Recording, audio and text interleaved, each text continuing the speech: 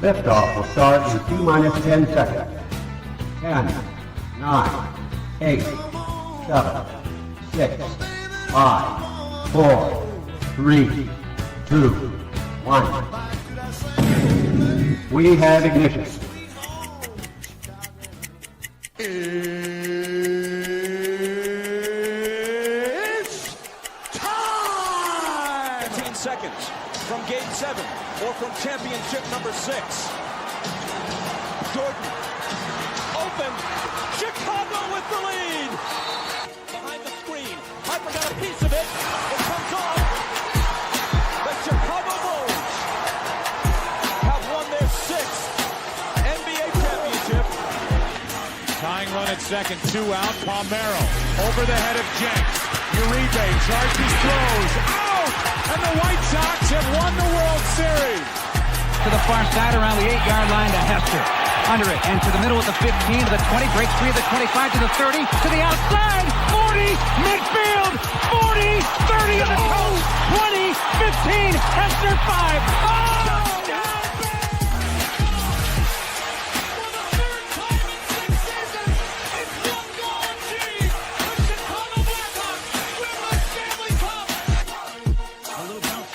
Toward Bryant, Clemens, toward Aristo. It's in time, and the Chicago Cubs win the World Series. What up, what up, what up? Welcome to ShawnSierraSports on Sports Zone Chicago. I'm your boy, the SuperBack, Shawn Sierra. Thanks for tuning in. If you're watching us on Facebook Live, well, then I guess you found us on Facebook. And if you're not following us on Facebook, what? Come on, go to Facebook, type in Sports Zone Chicago, click the like button, and now you're following Sports Zone Chicago. Simple. But wait, there's more. There's much more. What am I doing? Oh, there we go. Sorry. Whole bunch of last-minute stuff. Listen, if you're watching this on our YouTube channel, excellent. And if you're not subscribed to our YouTube channel, for real, come on, guys. Go to YouTube, type in Sports Zone Chicago, click the subscribe button, but also click the notification button. That's the little bell next to it, and that'll let you know anytime a show from Sports Zone Chicago is going live. Get it? Got it? Good. Now, you can also tweet the show. Tweet us at Sports Zone Shy. That's CHI at Sports Zone Shy. Now, if you want to follow me, just me personally online. Want to know what I did? Let me tell you what I did. I mean, nice and easy for you folks. Nice and easy. One handle for Facebook, Twitter, Instagram, Snapchat, and TikTok. All one handle at the Shawn Sierra. Man, we got a great show, but I need you to get interactive. So whatever platform you're watching this on, whether it's Facebook or YouTube, leave a question or comment on that platform. It'll come up here on the thread. We'll put it up on the screen. We'll incorporate it into the show. And that, my peoples, is what makes this the best morning Chicago sports talk show around. And that's you. So bring them all, baby. Questions, comments, smart-ass remarks, because ain't nobody scared over here. And like The Rock said, baby, don't sing it. Just bring it. Let me see. What's going on over here? Man, we got a great show, man. And I'm fired up, man. Let me check the chat, because the chat seems to be jumping like crazy right now. Like crazy. Let's see. Let's check it out. Let me check it out.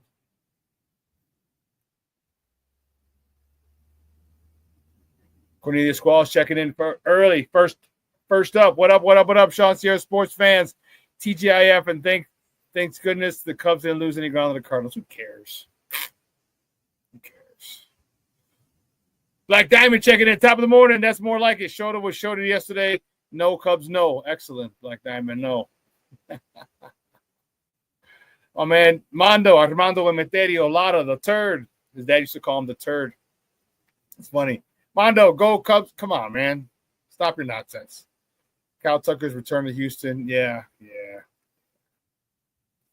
Mr. Southside, Michelle Walls, and Mickey Picky, TGIF. It's the weekend, baby. You know it is, baby. You know it.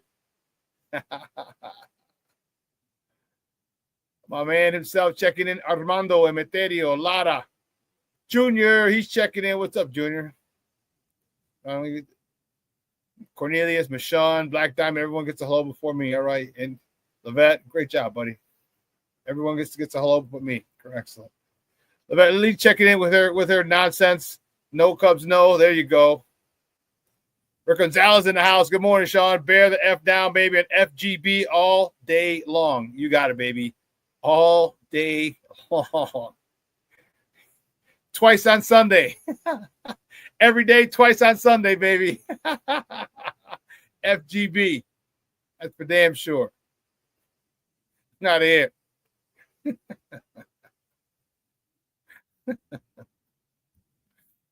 Black Diamond, jealousy is the disease. I'm not jealous. No. Aren't they having a preemptive Cubs parade this weekend for you guys? Just saying. Not saying, I'm just saying. Michelle Wall is a superback, a.k.a. Greg. That's right, baby. Greg's in the house. Listen, I don't know a lot about a lot, but I do know this. More of the usual suspects will chime in as the show goes on. That, my peoples, I can promise you. That I know for sure. For sure.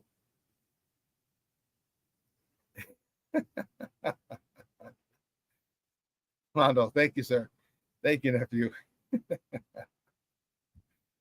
Parade comment was good. Anyway, listen, we got a good show for you. We got a great show for you at 10 o'clock. The man, the myth, the legend, Nostradamus. Man. I don't know if you remember about a month ago or so, I had this guy on Gavriel Wilkins for the Running with the Bulls podcast, and I was asking him, who are the Bulls looking at? He gave us a whole list of names, and one of the names he said, Bulls fans, he goes, something to the effect of, get to know this name, Noa Essengue from France. He made the call. So we're going to have him on. Gavriel Wilkins is going to join us today at 10 o'clock talking Bulls, talking NBA draft. We got baseball to talk, a little basketball to talk, a little sky, I mean, because NBA draft is basketball. And man, this is definitely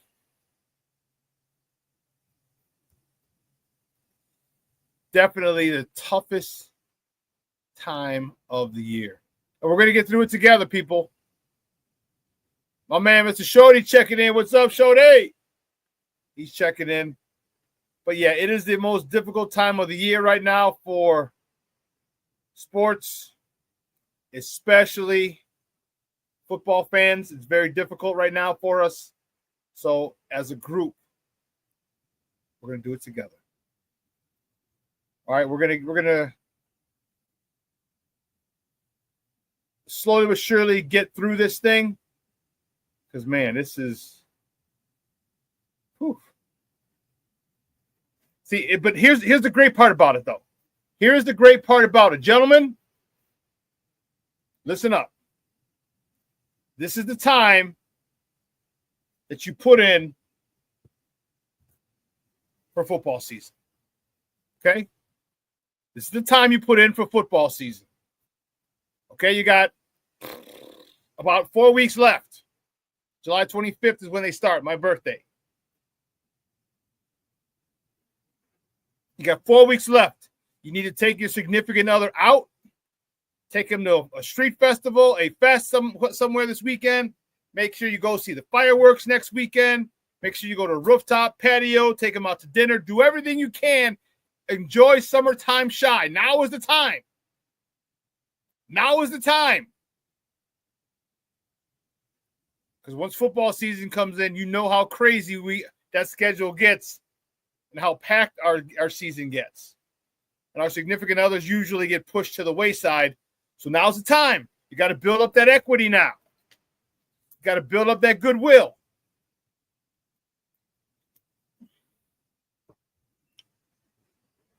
And my birthday too, Junior. And Walter Payton's birthday too. Let's not get it twisted. So make sure I'm telling you, make sure you take out your significant other. Make sure. It is imperative. If you want to have a smooth football season, it's imperative that you take out your significant other a lot right now. Do it. Do it. I'm telling you, do it. You don't want, because you don't want no problems. All right. Yes, Mr. Shorty, 25th, July 25th is my birthday. It's Armando's birthday, or Junior. It's Junior's birthday. It's also Walter Payton's birthday. And I know 3 other people. July 25th. My guy Rick Perez. He used to be he owned the Dapper Club, and they custom made suits for you. My friend Don from Output, and my friend Pete Hernandez from Output as well. So we're the 725 babies. So no, yeah. Junior says, "I'm lucky Patty is right there watching with me." You could still go out. You got that nice pizza joint around the corner where you had the party. Take a walk there.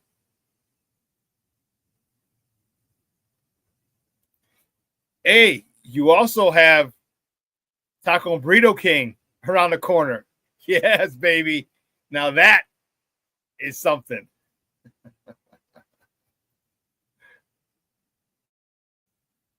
Rick, that's funny. Birthday with the GOAT.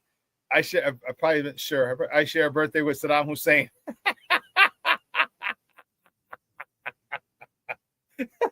So I got that going for me. Great stuff, Rick.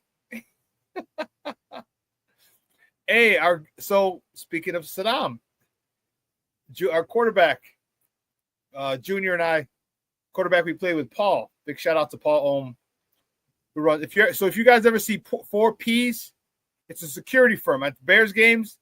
They're usually in the end zones, and then the back is always to the field. They're just always looking in the stands.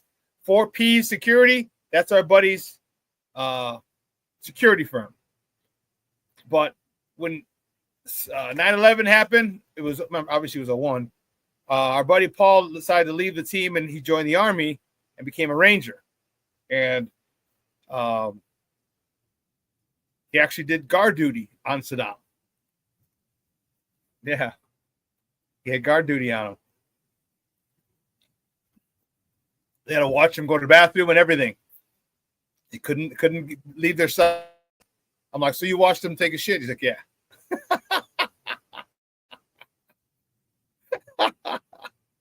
So our good friend watched Saddam Hussein take shits.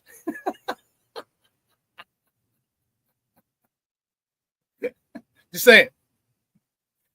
Shorty has a good point. Silver lining goes, at least it's not Hitler, Rick. Oh, you guys are killing me. You're killing me. I love it. I love it. Starting off the weekend right. I'm telling you, it's a beautiful weekend. Next week's 4th of July weekend. Man, I'm telling you, make plans either with your significant other or your peoples. I know I usually say it at the end of the show, but man, dude, time flies. All right, time flies. We gotta make plans for our loved one. Let your loved one know you love them. All right, but I'll make sure that I'll save that for the end of the show. But let's get it cracking, baby. Let's get it crack-a-lack. You know how we do the first segment of every show. It's called Top of the Morning. It won't come just when you want it.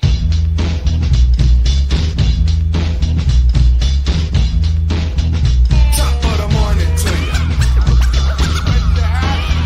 Top of the morning to you. Let's see. Which way do we go? Which way do we go? Which way do we go? Well, they're the only show in town yesterday, so whatever. Whatever. Cubs yesterday. The Cubs went to work. Shota is back. The Cubs shut out the Cardinals 3-0 yesterday. Shota Imanaga was back. He was on the bump. He got the dub. He's 4-2 on the season. Went 5 innings of shutout baseball. 1 hit, no runs, 1 free pass, 3 punch outs. Valencia had to save his 8th of the season. Got underneath Wilson Contreras' skin. Wilson got a little pissy at him. But it was a baseball fight. And it was the end of the game, so everyone was on the field anyway. But Wilson was mad. Then he apologized. Come on. Michael Busch was 2 for 4 with a homer, his 13th of the season, driving in his 46th run of the year.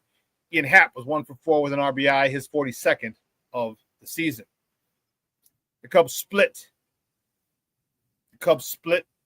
That 4-game set. And wow, what a difference 48 hours makes. What a difference. Because Cub fans were ready to jump off the ledge, jump off the bridge. Oh my God, no! After the 2 games, and then you shut out the Cardinals for 22 consecutive innings. You lose no ground. You're still 4.5 up on them in the division. And you got one of your stud pitchers back.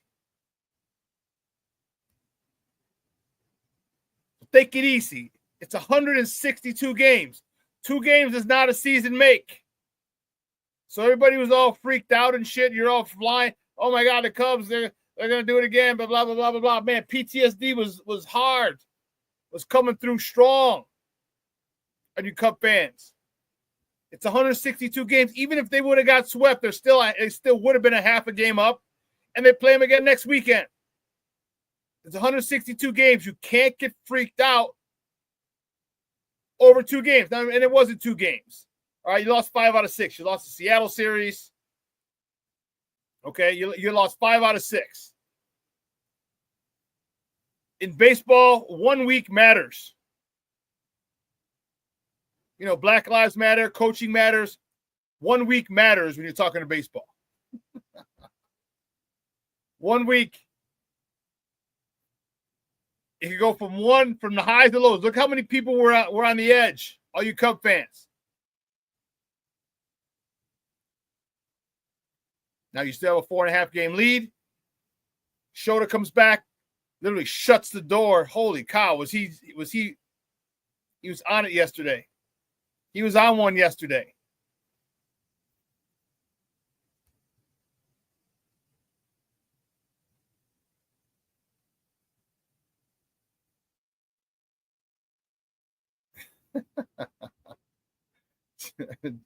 Mondo says, yeah, Hitler and Saddam being brought up on the show this morning. That ticket was plus $1 million. 1, 2, 3. All right. I told you, my man Mondo, Junior's son, been infected with this disease called being a Cub fan. But what Shota does with his club isn't talked about enough. 2nd-year pitcher, and he's 29-9 when he takes the bump. Tom G's in the house. What's up, Papa? How are you? He said, when will Reinsdorf sell the teams?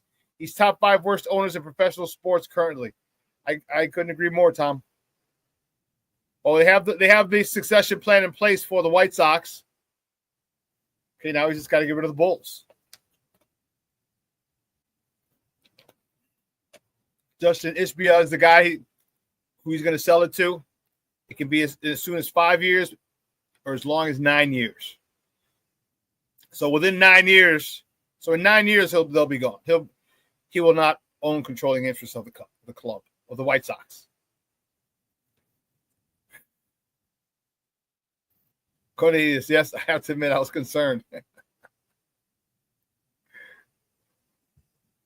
Junior's Junior. He used to call him the turd because he was a third. Well, staying with the Cubs, guys. The next top of the morning, top of the Cubs travel to H-Town for a weekend set against the Astros. First pitch tonight is at 7:10 p.m. You can catch that game on the Marquee Network or listen to it on their flagship station, 670 a.m. Probables for tonight's game. For the Cubs, Cade Horton takes the bump. He's 3-1 with a 3.73 ERA, going up against Brandon Walter. For the Stros, who's 0-1 with a 3.80 ERA. Going down to H-Town, I will never forgive that organization. I can't stand them. I know the Bible says forgive and forget. Bump that. I can't stand that cheating ass organization.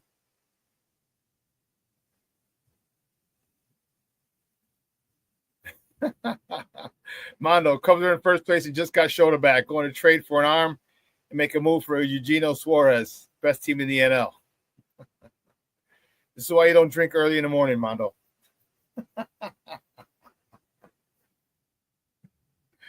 Oh, I love giving my Cub fans, friends, giving them the business.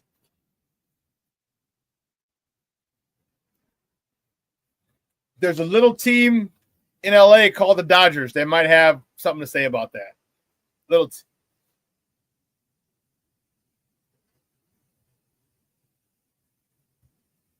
Tom, excellent. Here's what we'll talk about. So someone explain to me why trading 45 to the Lakers for 55 in cash is a good idea.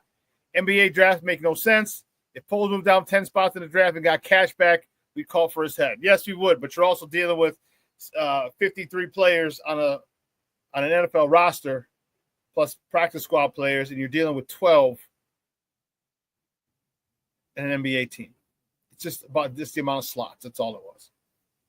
All right, they were trying to get out of that second round pick anyway, and I'll tell you about it. Junior, trash throws is correct, sir.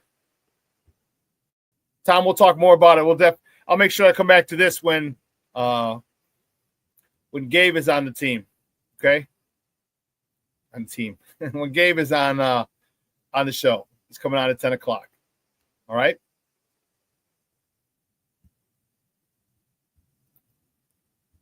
Keeping it moving, maybe the next top of the morning topic. The good guys from the South Side, the White Sox, are back in action tonight at the Rate Field. They host Los Gigantes. Not Sabo Gigante. Not Sabo Gigante, Rick and Junior that used to watch, that moms used to make you watch. Los Gigantes against the Giants. First pitch tonight is at 6:40 p.m. Central. You can catch that game on Chicago Sports Network.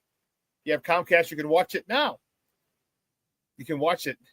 They now carry CHSN. Or you can listen to it on their flagship station, ESPN 1000. The probables for Los Gigantes. The Giants, Landon Rupp is on the bump for Frisco. He's 5-5 with a 3.67 ERA going up against Aaron Savale. For the good guys, he's 1-4 with a 5.03 ERA. Well, listen, here's what we're going to do. Let me tell you what we're going to do. We're going to take a quick break. All right? On the other side of the break, we'll finish up with top of the morning topics. All right? So don't go anywhere, folks. Keep it locked. Sierra Sports on Sports Zone Chicago.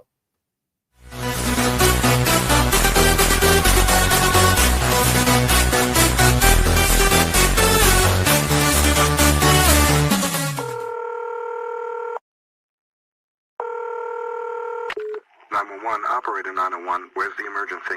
127 Brynmere. Okay, what's going on there? I'd like to order a pizza for delivery. Ma'am, you've reached 911. This is an emergency line. Large with half pepperoni, half mushroom. You know you've called 911. This is an emergency line. Do you know how long it'll be? Okay, ma'am, is everything okay over there? Do you have an emergency or not? Yes. And you're unable to talk because... Right. Okay, is there someone in the room with you? Just say yes or no. Yes. Okay, it looks like I have an officer about a mile from your location. Are there any weapons in your house? No. Can you stay on the phone with me? No. See you soon. Thank you.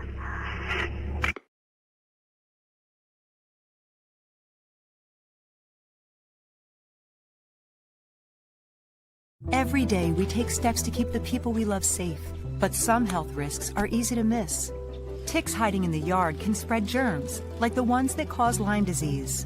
Mice searching for food can spread bacteria that makes us sick. Mosquitoes lay eggs in standing water and can spread West Nile virus and more. Cockroaches are drawn to water in the home, leaving behind allergens that can trigger asthma attacks. Common pests can threaten our health. Learn how to protect your family at pestworld.org. When I'm flying, I put my helmet on, my visor down, my mask up. You don't know who I am. Whether I'm African American, Asian American, Hispanic, white, male or female. You just know I'm an American airman kicking your butt.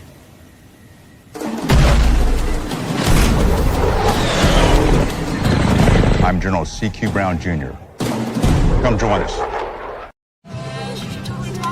No, I don't know though. I'm scared. I mean, you're so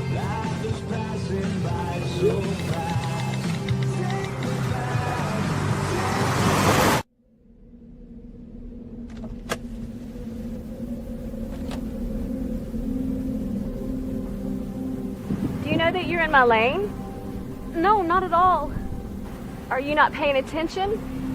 Are you texting? I was just checking in with my mom. I was telling her that I thought we'd be home by 6. It's okay. There's enough time. Just pay attention. I'm not even halfway through my text. There's no way. I'm not even going to look up. My babies are in the car. You have to pay attention. It's just supposed to be a quick text. I'm so sorry.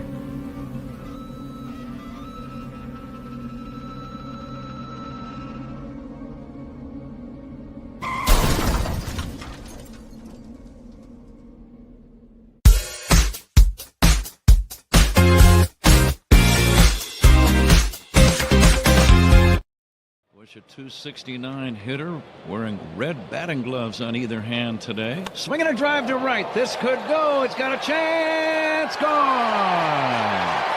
Michael Busch. Cubs lead 1-0. A line drive. Big swing of the bat. Cubs lead 1-0.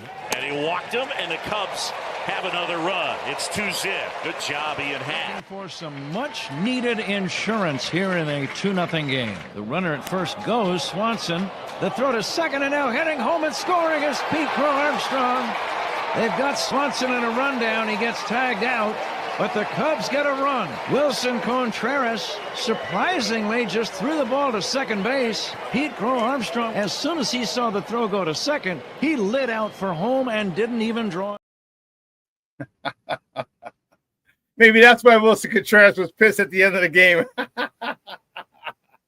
Welcome back to ShawnSierraSports on Sports Zone Chicago. Those clips courtesy of the Marquee Network. Those were the Northsiders yesterday down in the Lou, hanging out with Nelly and the Lunatics, beating up on the Cardinals in the last 2 games, shutting them out the last 22 innings. That's 6, 7, 8, and 9 innings of game 2 where they lost, and then shut them out game 3 and game 4. Wow. Cubs are playing some good baseball. Well, it seems like the Cubs are playing good baseball. The vibes are different. Right. I know they lost 5 out of 6. They've lost 5 out of 8 now. Okay. If you take that big body of work, but it's the recency bias that we got to look at. The Cubs are looking like they're ready to play. All right. You come back, you got Shota, who just shut everybody out. 1-hit ball. He threw 77 pitches. The only reason he didn't do more because he was on a pitch count because it was his first game back in over a month. So they had him on a pitch count. I think it was 80 pitches. They're at 77. Like, okay, Papa, you're done. Okay, we need you for the long haul, is what the manager was saying. They did. They took him out at 77. Otherwise, he probably would have gone 6, maybe into the 7th. Okay, and you're in a good spot. You're in a good spot, Cub fans. All right, you're in a really good spot. And then there was the warden to CrossFit. And then my man Mondo sends me this the other day. Yesterday was the 81st game, literally the halfway point of the season for you guys. Literally the halfway point. If they double what they've done, okay, if the Cubs double what they've done, okay, they're gonna have 96 wins. I'm not a gambling man, but 96 wins will get you the NL Central title. But here's what they're on pace for if they double what they did the first half. Kyle Tucker, 32 homers, 98 ribbies, 32 doubles, 38 stolen bases. PCA, 42 homers, 122 ribbies, 40 doubles, 48 stolen bases. Seiya Suzuki, 42 homers, 134 ribbies, 38 doubles. Kyle Busch, 26 homers, 92 ribbies, and 26 doubles. Ian Happ, 24 homers, 84 ribbies, 28 doubles. Dansby Swanson, 28 homers, 78 RBIs. Nico Horner, 34 doubles, 30 stolen bases. That's impressive. That's impressive.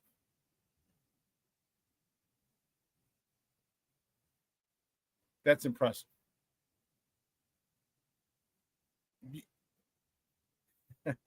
Junior, sábado gigante. But that's impressive. I mean, you go down the line, that's what, 1, 2, 3, 4, 5, 6. That's 7.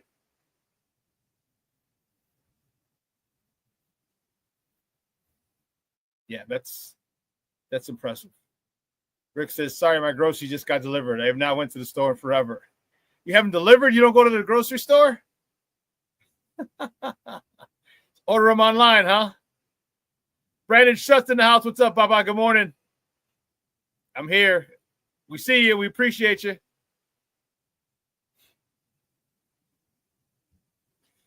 Gonzalez, that's all great for the players, but does it turn into a World Series? The older I get, I could care less if a player's stats just want wins.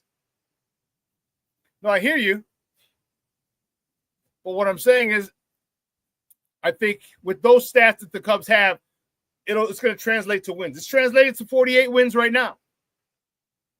Translated to 48 wins right now. You win 96 games, that's a nice season. That's a really nice season. God forbid the Cubs get hot and get 100 wins. I got to deal with Junior and Mondo and Cornelius and Black Diamond and all you other Cub fans. Great. You had 100 losses. We had 100 wins. I could just hear it now.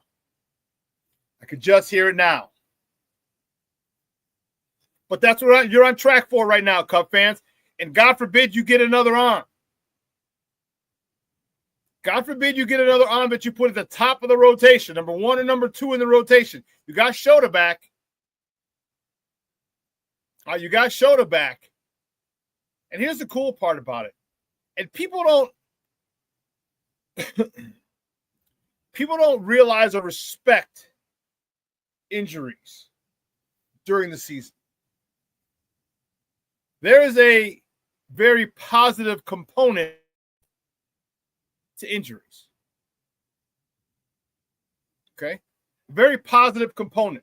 Now, when I say injury, I'm like when you're going on a 10-day DL or IL, 15-day IL, whatever you have. There's a very positive aspect of it. Baseball's a long, long, long season. It starts in April. March. Some in February. Pitchers and catch report in February. And you go all the way to September. February to March to April to May to June to July to August to September. That's 7 months. If you get to October, that's 8 months of the year. It's a long time.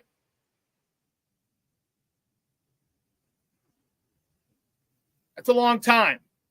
So if you're on the injured list, like once or twice, or even if it's just once, what that does is that gets you away from the daily grind. All right, it allows you to reset. You're not caught up in that thing because it's a mental grind. It's more mental than physical because baseball is not a physical sport. It's not a physical sport. But mentally, it's draining. And if you're in a slump, God, that season seems so long. So when you're injured, you're able to step away from it, from the game. For 10 days, 12 days, and that you get to restart. I know you're rehabbing, and especially if you're a pitcher, you're still pitching, but you don't have that daily grind. Okay? You don't have to be on mentally, locked in or focused. You don't. So when you come back, you're refreshed and you get a new start. Think about how you feel if you took 10 days off of work. You took 10 days off of work, you come back refreshed. Probably annoyed, like, damn, I got to go back to work, but you'd be refreshed. So injuries are not always the worst thing to happen in a baseball season. Not serious injuries. No. I'm not talking about those. I'm talking about a stint on the IL. Some guys, the later toward the season, the better it is. So say in late July, you go on the IL. Recharge your batteries, come back, and for your sake and for your team's sake, you're refreshed, you're focused, and you go to work.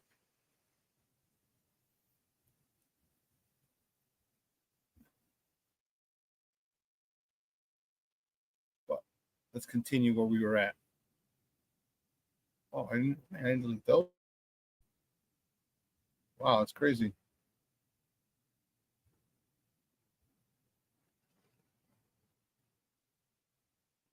Crazy. Do me a favor, folks.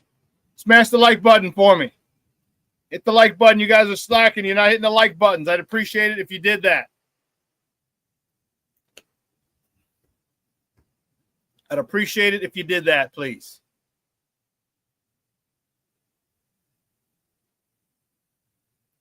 Talking about White Sox. The next top of the morning topic, the sky. Excuse me while I kiss the sky. The Sky are in action tonight. I'm sorry, tomorrow, not tonight.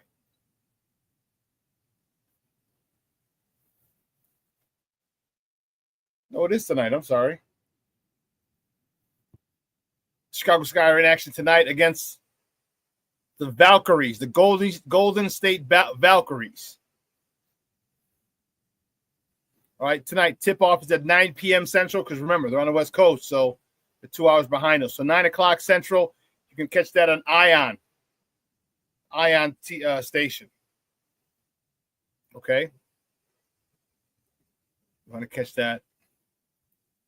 Now, the next top of the morning topic, the Sky will be without King Booker World. He hasn't checked in yet, which is okay. He'll be here soon, I'm sure. Rick Gonzalez, that's not a real team name. The Valkyries. The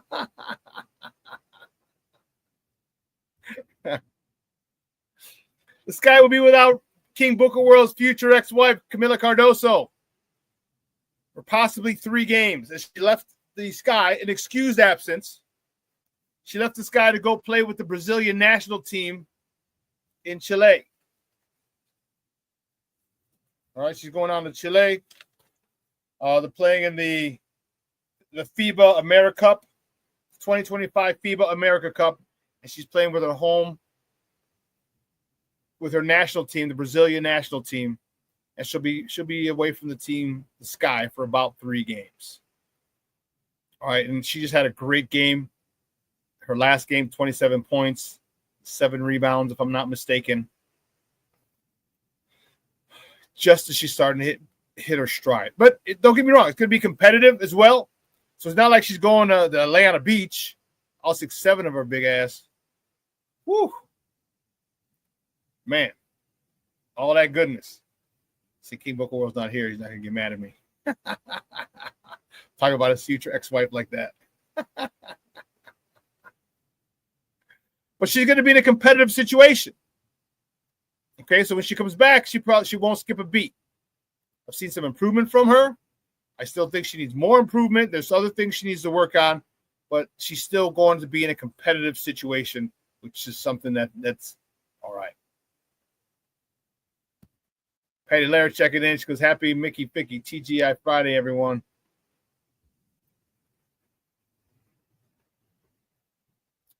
Moving on to the next top of the morning topic, the Bulls made 2 selections in the 2025 NBA draft. Draft started Wednesday, round 1, Thursday, round 2. Their first pick, 18-year-old Noa Essengue from France. Tall, long, lanky young man, 6'9", 6'10", about 200 pounds. And if you're asking, yes, that's very light for a 6'9", 6'10" person.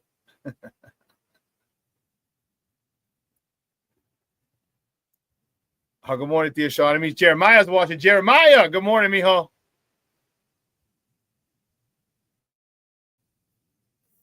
So Noa Essengue, the Bulls' first round selection. And some people felt a certain way about it.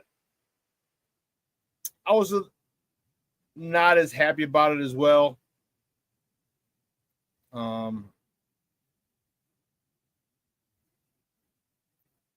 I would have liked Derek Queen. All right, center from Maryland.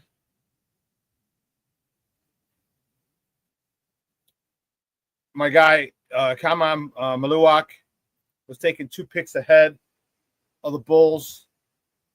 He went and he was drafted by Houston, but traded to Phoenix. But Noa Essengue is a wingman. He's young. He's a forward, excuse me. And let's take a look at some of his highlights. He played, I don't know if it was last year. I think it was last year where they played France. The France national team played the Portland Trail Blazers. And he held his own.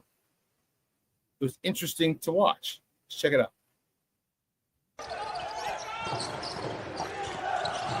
Oh, aggressive defense from Sopot. Saraf drives baseline, gets a song with a power slam. Early lead for Trento on the road, low scoring game. They lead 5-3 as Saraf throws the alley-oop and Noa Essengue says, "Watch me fly," as he takes flight and slams that ball in. 3 of 6 on three-point shooting now. He's got 9 points. The lead is up to 13. That's the biggest of the game. Saraf so confident with the basketball. Suleiman loses his handle there. Pushing the pace. Essengue underneath the rim and a hard foul from Wright. Noa Essengue. Apparently it's how it's pronounced. All right. I've also seen other highlights where you're stupid, Rick. Noah looks like Pippin on Ozempic. You're a damn fool, Rick.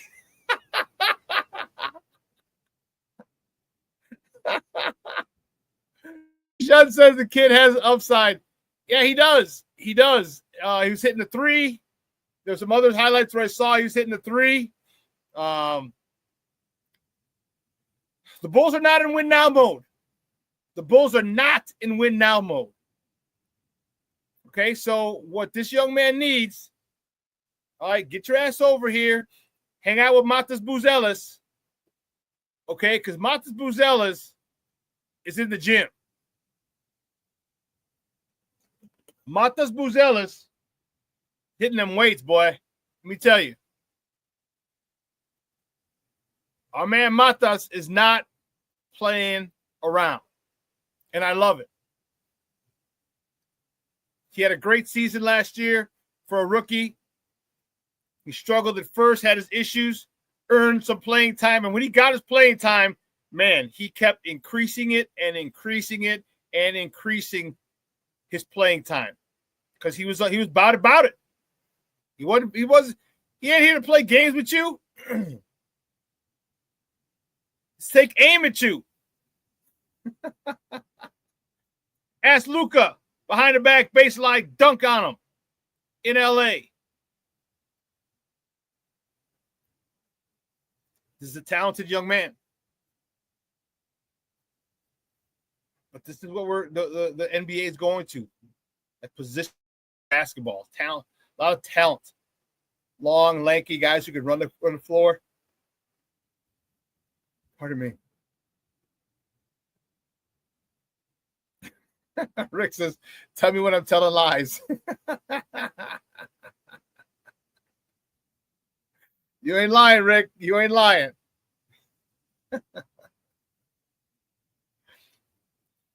So the second pick, Bulls' second round pick, that's the next top of the morning topic. Lachlan Olbrich. The Bulls picked him yesterday with the 55th selection. Okay. And who was asking? Tom G says, someone explain to me why trading 45 to the Lakers for 55 in cash is a good idea. Here's why. This is according to Joe Cowley, all right, from the Sun-Times. He's on the Bulls beat in the Sun-Times.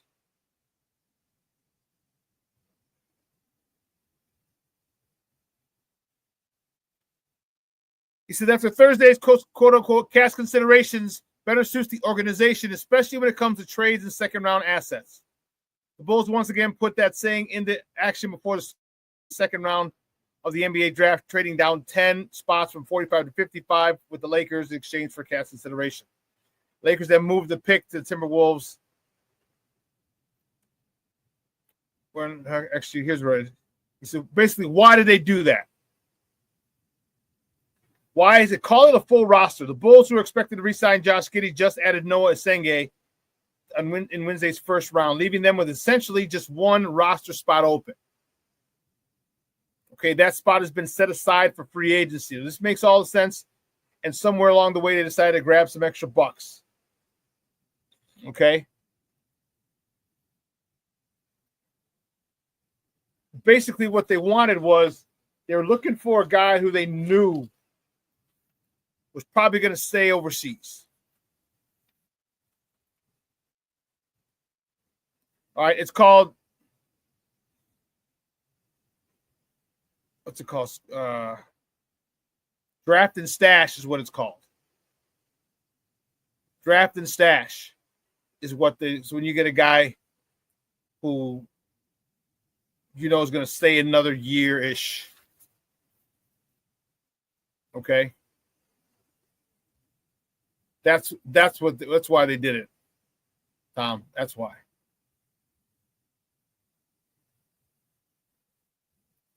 So this guy, we're not going to see him for a while, for at least 2 years. So that's what happened. All right. You stay another year or so down there, and probably get better. Not probably, get better. Okay. And maybe the 26-27 season. Okay, make a play for a roster spot. Okay, so that's that. So this, I'm telling you, this is hilarious. We have some we do have some Seinfeld fans in the chat. No. Well, you are going to love this. This next top of the morning topic is not about Chicago sports. The New York Yankees announced on August 21st, they announced a George Costanza sleeping bobblehead giveaway. If you're a Seinfeld fan, you love this episode. You love this episode. Seinfeld is my favorite show of all time. It took a while, but it beat out Married with Children. But Seinfeld is my favorite show of all time. I've seen every episode at least 10 times, except the backwards episode.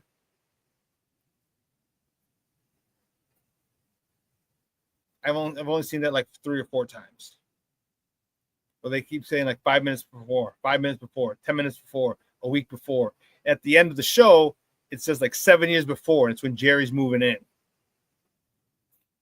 So they're giving away a George Costanza sleeping bobblehead. I'm telling you, that episode was awesome. And this is not the first time. This is the second time they're having a George Costanza bobblehead, because last year, 24, July 5th last year. So if you saw this episode with George Costanza, he was doing everything backwards. Do the stuff that you normally wouldn't do, and you become successful. And so he became smart. He went against everything George Costanza would normally do. And he's the assistant to the traveling secretary. And he's given hitting tips in that episode to Derek Jeter and Bernie Williams. And George is just cranking them out in batting practice. And Derek's like, who are you again? He's like, George Costanza, assistant to the traveling secretary. It's hilarious. So they had away last year at Yankee Stadium. Dude, I might consider going to eBay and trying to find this Joker, and then finding this Joker. They said last year there were people standing out there 3.5 hours before the game. 3.5 hours before the game to get the George Costanza bobblehead. So you can imagine they're going to be at least the same, at least 3.5 hours for this one. And if New Yorker's going to sell it, they're going to sell it for at least $100. I probably might shell out the Ben Franklin for that. I might shell that out. I am a huge Seinfeld fan. Huge. I'm telling you, you mentioned an episode, I got it. I've seen it.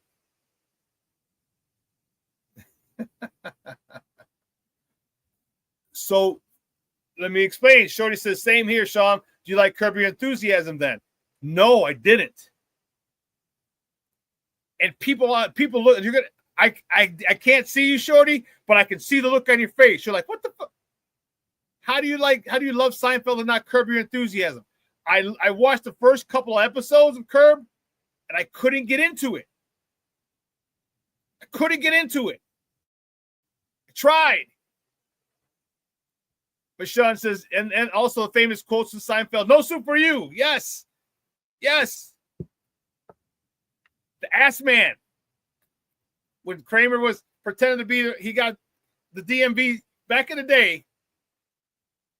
Well, they still do, but they used to mail your the license plates. You know, you and someone had a customized license plate. It was a proctologist, and they sent his customized license plate was ass man.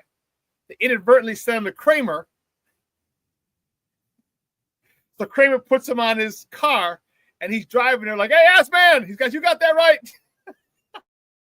So there's so many different things. The ass man, no soup for you, Spongeworthy, master of your domain. There's so many different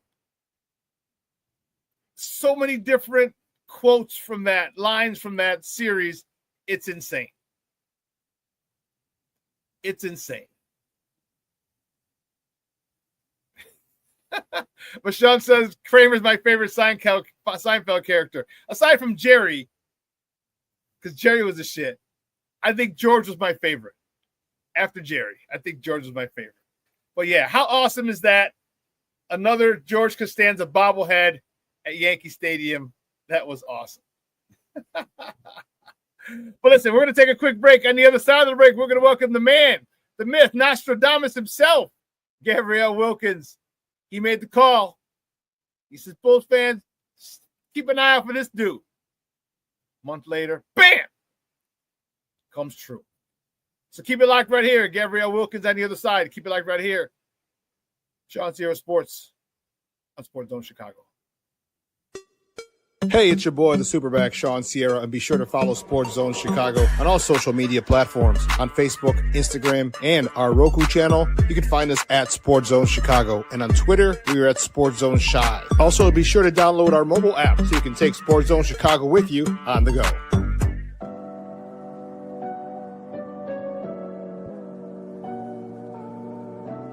How do you take care of your mind health?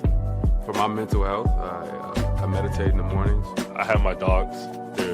They're the best. I just find ways that help me just relax. Finding things that make me happy, like being close to my family. I meditate a lot and read books. I have hobbies outside of the game. I'm able to switch off. I'm able to turn my brain off from the game of basketball. Your mind health matters. Your mind health matters.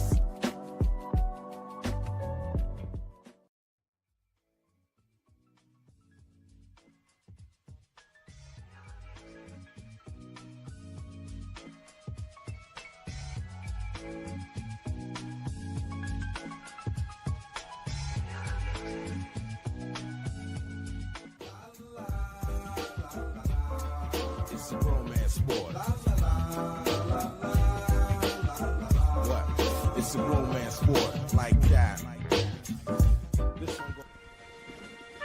Your Marine Corps' way of life is to defend the American way of life.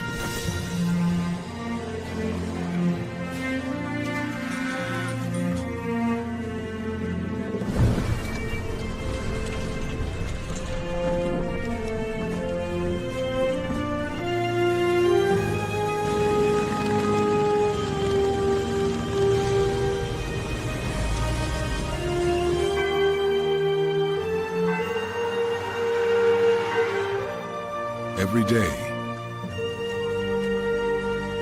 no matter where we serve, we take a stand for our nation, for each other, for us all. The few, the proud, the Marines.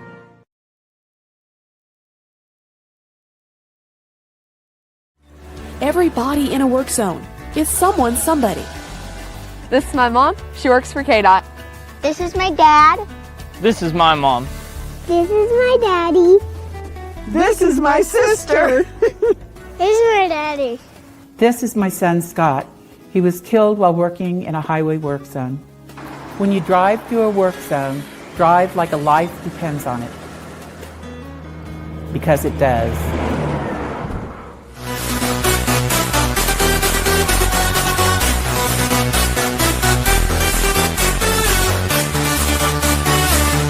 Guard, I wouldn't be shocked. And another name to keep your eye on is Noa Essengue, out of France, 6'9" forward, raw offensively, but is not afraid to shoot the basketball. Still a work in progress on that end, but a high-octane defender, can get to the rim and could be a secondary playmaker beside the likes of a Buzelis and Giddey in the fold. Welcome back to ShawnSierraSports. That was the man himself telling us. He said, hold on. Looking at my crystal ball. Watch out for this guy. Put this in the back of your head. And man, he nailed it on the head. Man, he's a host. He's a co-host of the New 24, also running with the Bulls. Man, you can find him on Twitter at what Gabe said, Gave. Guys, it's welcome back to ShawnSierraSports. Gavriel Wilkins. Gabe, what's up? How are you? I'm doing great, Shawn. How you doing? Man, I'm wonderful. Great workout this morning. 88-degree day today in the Shy. Sunny. Man, what more can you want? I feel you on that one. Well, man, what did you see about this guy that you told us about a month ago to watch for him, that he might be on the Bulls' radar? Well, just following the draft history of Arturas Karnisovas. Last year he goes with Matas Buzelis, a Lithuanian prospect, even though he has American ties. And it's obvious to me that he has a type of player that he likes. He likes a wing that's real long with an enormous wingspan, can cover and guard multiple positions. And the one thing that they both have in common coming into the league is that they weren't known for shooting. And that's something that Noa Essengue is going to have to work on, as well as, building muscle as well. But to me, he just had a type of prospect that he likes. And even though I thought that the Bulls should have went in the direction of a center personally, I always said to myself, well, if they don't go in the direction of a center, they could go after a wing, because Patrick Williams and his development through the first 4 or 5 years of his career hasn't gone as they've anticipated. And when that starts to happen and your wing depth is already thin, then it left an opening for him. But I think that's the type of prospect that Arturas Karnisovas, Mark Eversley, and the Bulls front office really like to target, is international players with long wingspans, had the ability to attack, get to the rim downhill, but are raw and need some refinement. Now the question is, with Peter Patton out the picture, who really did a superb job as a shooting coach over the last couple years for the Chicago Bulls, helping Josh Giddey improve his three-point field goal percentage alongside of Kobe White and others, is who do they turn to help him master that, as well as other skills of his game in which he can work on, such as shot creation. Like, he's good at attacking and getting downhill to the rim, but he's not the type of guy that's gonna attack straight up or off the dribble. So, like I said, he's very raw and he lacks strength for a guy of his size, like you spoke about earlier, leading in to me coming on. You said that he's around 200 pounds, and that's true. But it's like it's no muscle. Like, at some point, he's gonna have to get in the weight room. But Rome wasn't built in one day, so you could pretty much bank on him struggling with the physicality at the NBA level with his size. But hopefully, after year one, no matter how that goes, he'll do what you're seeing Modest Buzelis do, and that's bulk up and get in that weight room. Well, shit, I said they better get his ass to the shot right now, because Matas is his ass in the gym. Yeah, I seen the Instagram. I saw the Instagram. He's in the gym. You can see the pain popping out of his arm. You sure you can. know he's in the gym. So hey, listen, Noah, Jack, come to the CHI, baby. We're ready. Matas is waiting for you. He got a spot on his couch. All right, you got a spot on his couch for you, dog. Yeah, he got to get right now. Away You get this. If he gets a good off season of lifting in before his rookie year, and then next year a good off season with Matas, these two jokers will be coming in a 26-27 season. Excuse me, really ready to do some work, really ready to make a name and to start being a big Mickey Ficky problem to people. Because if this guy if his attitude is similar to Matas, if it is, all he needs is strength.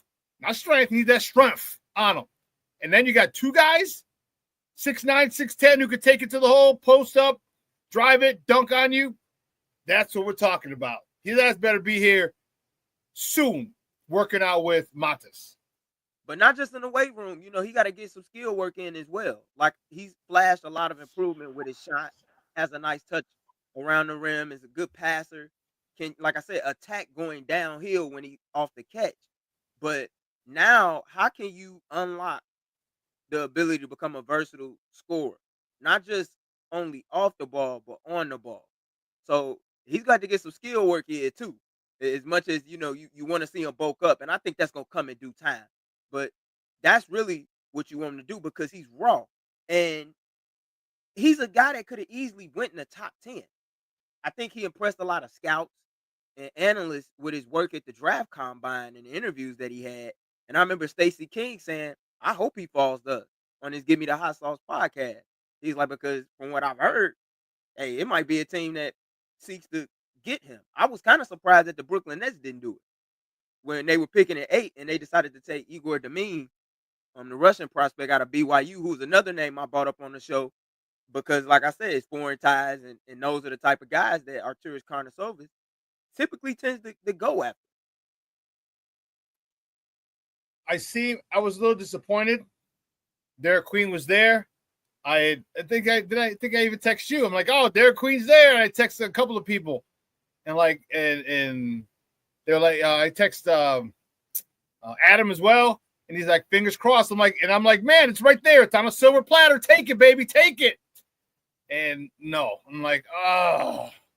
So now, and I'm not saying that he can't be good. I'm not saying that. Right. It's just that when there's the unfamiliarity of it. We don't know this guy. Right. All right. We haven't seen him develop. The kid's 18 years old. Might be 19 yet, whatever. He's raw. We haven't seen him. We haven't followed him. Even these young guys that we have no idea, at least we can see, okay, he's played in the ACC. He's played in the Big Ten. He's played in the SEC. Okay, I can go back and look at and compare that way. This guy was kind of an unknown. But this dude talks to me about how good this guy can be, because this guy's been playing against grown-ass men since he was 16 years old. For the last 2 years, he ain't playing against high school and college kids. He's playing against grown-ass Mickey Ficky men. How's that going to help him coming into the NBA?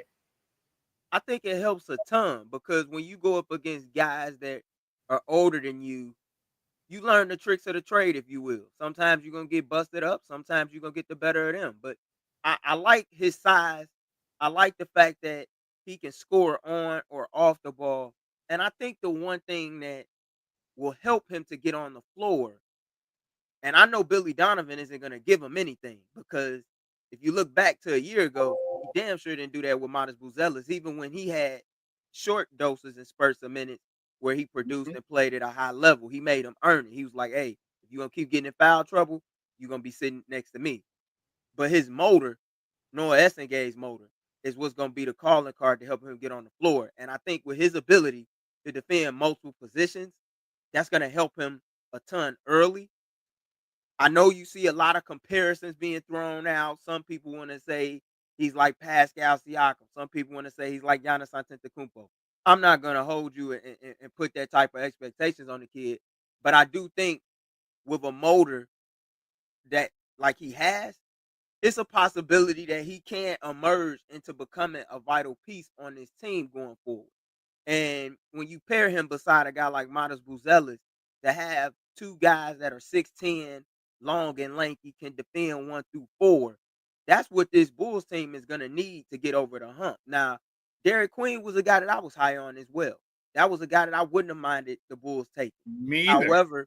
However, hey, like Casey Johnson was saying on the eve of draft night, it was either going to come down to Colin Murray Boyle, who went number 9 in Toronto, or Noa Essengue. So when that happened, I just was kind of prepared for Arturas Karnisovas to go against the grain. That's just what he always does. I've never seen Arturas Karnisovas just take a guy just solely because he was the best player available. He did it with Buzelis, in my opinion. I think Buzelis at 11 last year was the best player available because that guy could have went easily. Yeah, he dropped 6, but he dropped right. So and with him having ties to the area and being that type of prospect that he typically goes after, I was like, okay, I could see that. But with Derek Queen, yeah, it would have been nice, but I'm not gonna get mad at the Bulls. My only thing is do you know how to develop? I know your draft history is suspect with the Acme regime, but Matas Buzelis, combined with him signing a contract extension alongside of Mark Eversley behind closed doors, and shout out to Drew Stevens for reporting that. I got to see what they're going to do with him. And it comes down to player development with this organization, something that they've struggled with immensely. But seemed like they were getting right until they let Peter Patton walk out the door. Peter Patton, was that the shooting guy, the shooting coach? Yeah. Mm-hmm. Yeah. Mr. Shorty, they were asking about it in the King Booker World mentioned. It said, my issue with the Bulls is how they talk about they believe in development, but they fired the guy who was helping to develop. He was a shooting coach. And right. Mr. Shorty asked shooting coach. Okay. And that makes sense. So what do you think are they doing? Because he's not a superstar. All right. I don't see him as, maybe he grows into one, but I don't see him as a superstar. But then again, we didn't see Matas Buzelis as a superstar. We know that sucker can grow into being one if he continues on his trajectory. Or are they getting just really good pieces now, solid building blocks? Is that what they're doing? And they're going to get their superstar later? Is that what you think? Or how do you think they're trying to construct and build this team? To tell you the truth, that's the $1 million question, Shawn. I really don't know. I know that they're trying to get more athletic. I know that they want to play at a faster pace, which they did a year ago when they brought Josh Giddey into the mix. However, while playing at a faster pace has become their brand and identity, this is a team that still struggles shooting a basketball. And if you're going to play with a fast pace in today's NBA and you want to play a 5-out system or attack in most of those offensive setups, you got to have some guys on the floor that can shoot, especially when a guy like Josh Giddey, with his ability to get in and around defenders, is seeking to drive and kick it out to guys. Like, I got to be able to kick it out to a guy that I know I can trust to knock shots down. Mm-hmm. Noa Essengue, the one thing I do like about it is he's improved as a three-point shooter. However, that's not the strength of his game. And it's still some work that needs to be done in that area. He's confident enough to take those shots. He's not going to be afraid and pass them up. But he's going to have to knock those shots down consistently to be a vital piece. I think in today's NBA draft, it's not like the drafts of old where you have a guy who you've seen for 2 years, 3 years in college, and you have enough of a profile to track this kid's development and say, you know what, he's going to be able to step in right away and fit like a glove, and within a couple years or so, he's going to be an all-star player. A lot of these guys, when you draft them, it's like a scratch-off lottery ticket. You're trying to see what you got within the next 2 to 4 years. Sometimes it may take 2 to 4 years. Some guys may not be an all-star by year 5. Some guys may not fit in a certain scheme or scenario. So outside of Cooper Flag in this draft class, while it's some damn good players in it, you had Dylan Harper, you had Ace Bailey, Trey Johnson, a scorer that I love out of Texas, and one of the best freshmen in SEC. You can't just fully say, like, I just know I have an all-star can't miss talent. Like the LeBron Jameses, the Paolo Bancheros, the Victor Wembanyama's of the world. Those are very few far in between. Zion Williamson, Anthony Edwards, like you don't see that every year. Or even a Cade Cunningham. I'm a little concerned about that 3-point shooting. How do you think they addressed it? Is that the reason they drafted Ulbrich, because he's going to stay in Australia most likely, and that last spot was for free agency. You think they're going to go after a shooter? Because you talked about they need shooters. We got one in Kobe. Kobe can't play 48 minutes, and we need a dead eye catch and shoot type of mug. We need a Klay Thompson type joker.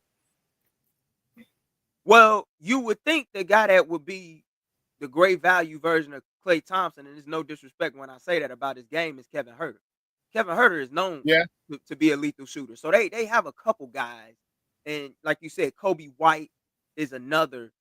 But I do believe the reason why they traded down, and I saw someone asking on your show earlier as I was following along in the background, I saw someone ask, why would they trade the 45th pick to move down to 55? Like you were saying, they have only one roster spot open. Plus, they probably traded for the cash to try and figure, like, to get some more money because they know that they're going to have to pay up when it comes to Josh Giddey and his contract extension. They may also have to pay up to make a move that the Bulls fan base might not want to hear, but I think it's very possible that it might happen. It would not surprise me if Bradley Beal ended up becoming a Chicago Bull. Oh, okay. And I think that's one of the reasons why Ulbrich, I think he will come stateside, but what's going to happen is because they have no room on the roster, he's going to have to sign a two-way deal. And he's going to spend a majority of his time in the G League, and they may call him up in the event of an injury or so forth. But when you talk about his game, right, he's not really known as a shooter. Now, the one thing I do like about his game is he's a nice screen and dive guy. He can run the floor. He has a little bit of a playmaking ability, ball handling skills, but he's not really known as a shooter, and he lacks physicality.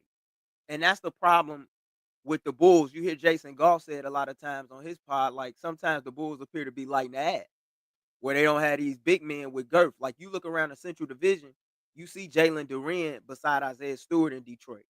You see Evan Mobley beside Jared Allen. You see a Miles Turner in Indiana. Guys that not only know how to set solid screens, but guys that can play with some physicality and be an imposing presence in the paint. The Bulls still have Nikola Vucevic. The real question for me is not only where they find the shooting, but where's your 5 coming from? Mm-hmm. Because at some point, you're going to have to trade Vucevic. Now, the thing is, do you want to trade him this summer or do you want to trade him mid-season? Me personally, I feel like you need to trade him this summer while his value is high. I wouldn't even take a chance trying to bring him back. But then you hear Mark Eversley going on Chicagoland radio station saying, well, we intend to bring Vooch back. And I get it. You know, Cornelius Bradley Beal isn't going to be the most exciting move. But then let me ask you this. Wouldn't you say that that's a typical Bulls move? Because the Bulls have shown over the last decade plus that they typically bring guys in far too late. Even when you got the good years out of Paul Gasol, you didn't get Lakers Paul Gasol. You didn't get prime Paul Gasol. He was on the back end. You got the end of the line Rondo, end of the line Dwayne Wade. That's what they do. So and you know what's funny? It mirrors the White Sox. Same owner. I mean, we got Griffey. Junior, Ken Griffey Jr. Mm-hmm. You know, we got Manny being Manny. You know what I mean? So this is the Chicago way. Man, Josh Giddey is a guy who really turned me around on him. No diddy. All right. I hated that pick. Hated it. Telling you. I was like, this Joker flops. He's softer than baby shit. All right. He complains all the time. I just did, and then his flowing hair. I used to call him Sunshine from Remember the Titans. Sunshine. And then this Joker goes and starts putting up Ice Cube numbers. Look, last week messed around, got a triple double. That's every game. And I'm like, okay, all right, Sunshine. Just like they started accepting and Remember the Titans, I started to accept him as a Bulls fan. I'm like, okay, what? The Bulls tendered him an offer. Where do you think they did a smart thing by doing that? Where do you think he's going to end up signing, or what the Bulls are going to end up signing him? I think the Bulls are probably going to end up signing him to a deal that's going to pay him $30 million a year, if not maybe slightly over, because that's the average salary for a starter in today's NBA. And I know a lot of fans may not be able to process that, but that's what happens when you're in this inflated economy. And then, mind you, if the Los Angeles Lakers could sell for $10 billion, what make you think that some of these players not capable of getting 30 to $35 million a year, even if they may not have the skill set to where you deem them to be a max level player? That's just the modern day business in the NBA. So I think he's gonna net a solid deal. I think he'll probably get anywhere between like 100 mil to about 125 for like 3 to 4 years, if I had to guess. That's just the price. But see, the thing is this: when they sign him to that deal, whatever the figure is, I don't want Bulls fans to get it misconstrued and say, well, oh, this is the guy you're building your franchise around. No, you need to make sure that you have pieces around him that are capable of helping his team not just be in the play-in every year, but in the playoffs consistently year in, year out, and trying to make some noise. And it's kind of crazy that the Bulls are in the position that they're in. When you look at the state of the Eastern Conference right now, Tyrese Halliburton. That was going to be my very next question, Gabe. All down due to Achilles injuries, right? You have these young teams such as Detroit and Orlando. I love Orlando. Fun team to watch on League Pass on a nightly basis if you really love the NBA, right? They have a shot now to make a deep playoff run, if not go to the NBA Finals. You got Cleveland, the same team that was in your division. They finished with the best record in the East. And oh, by the way, Indiana is also in your division. Nobody expected them to get to the finals, and they did. But with Halliburton down and them having to pay Miles Turner a significant amount of money for the first time in 20 years, they're going to be over the luxury tax. Wow. And you're the team. And then Milwaukee has Giannis. And even though people say, well, you know, he might get traded or whatever, if you the Bucks, why would you consider trading him now? Why not try and see what piece you get around him and potentially make a run? Because if Giannis gives you a season next year that's on the level of a 2018 LeBron, why the hell can't they go to the final? It's wide open, right? So, you know, like I look at the Bulls right now, you're not even in a position where you can have a seat at the table. Meanwhile, the Atlanta Hawks, on the other hand, they are. After getting Kristaps Porzingis. Yeah, there's a lot of movement going on. And that was going to be my question. Well, do you think the Bulls are in a position now where they can make the playoffs, just avoid the play-in? Because Boston is not going to be Boston. All right, they're selling off pieces already. They got rid of Drew. All right, Tatum's going to be out probably most of next season, if not all of it. All right, we talked about Easter. Tyrese Halliburton. Does not forget about Dame Lillard. He's not going to be around. So the East is really, I mean, you talk about super weak. And believe me, I'm not putting the Bulls in the Eastern Conference Finals at all. I'm just saying it gets them in. It gets them like number 6, where they don't have to get into play. Can you see the Bulls being a number 6 or 7 team where they don't have to worry about playing in? Not with the way that roster is constructed right now, I don't. Okay. It's only about 4 teams in the East that I could probably even say the Bulls are better than on paper. And that's the Hornets, that's the Nets, that's the Wizards, and I put a question mark by the Raptors, depending on what they do, because it's a possibility they may be aggressive. But outside of those teams, I can't confidently say that the Bulls are better than any other team in the East. And then you talk about how Boston is selling off pieces. to kind of shore up their books a little bit after being bought out by Bill Chisholm, who took a majority stake in the franchise for $6.1 billion a few months back. They still got Jaylen Brown. They just got Anthony Simons. You know, like they going to have some pieces where they can still compete. Like Derek White is still in the mix. I don't see Boston completely selling off guys. So there were rumors about him. They'll be around. Well, there are rumors about him possibly being moved as well. If he gets moved, man, and that's something else. Absolutely. Now if Jaylen Brown gets moved, now that would shock me, but anything can happen in the NBA, as we know. If that happens, then yeah, that's a totally different situation. But see, if Boston was to like completely sell off, then I'm looking at a team such as like Atlanta rising up exponentially over a few teams in the East, the Bulls included. Mm-hmm. You know, Miami, people can say whatever they want about Miami. Bulls fans know it firsthand the last couple of years in the playing round. When you got a guy like Eric Spoelstra, you got Tyler Hero, Bam Adebayo, and Khalil, where like they have a solid infrastructure where they know how to develop their talent. When I just look at the Bulls roster on paper, I don't see this team as a top 6 or 7 team in the East. It's currently constructed. It's just too many teams that are deep in the East on a night-to-night basis to where when the Bulls match up against them, I don't think anybody in their right mind could just go in and say, oh, that's just the easy dub. Unless if it's a team that happens to be in the lottery, and those 4 teams that I said they better than, they was in the lottery right beside them. So, and guys, we're joined by Gavriel Wilkins, Bulls podcaster from the new 24 and also running with the Bulls podcast, talking Bulls basketball here on ShawnSierraSports on Sports Zone Chicago. You don't think this Bulls team, because the way they finished the season last year was a different team than when they started. They adapted to Billy's style. They loved running up and down the court, much better pace. I agree with you completely. They need shooters. I mean, Kevin Huerter was supposed to be one that was going to help.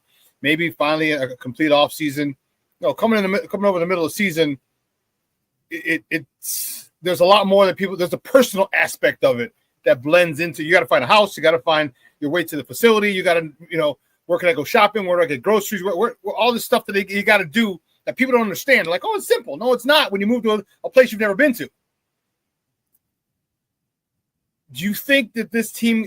How much better do you think this team can get with Josh Giddey, with Kobe White, with Io coming back, with some of the youngsters they got?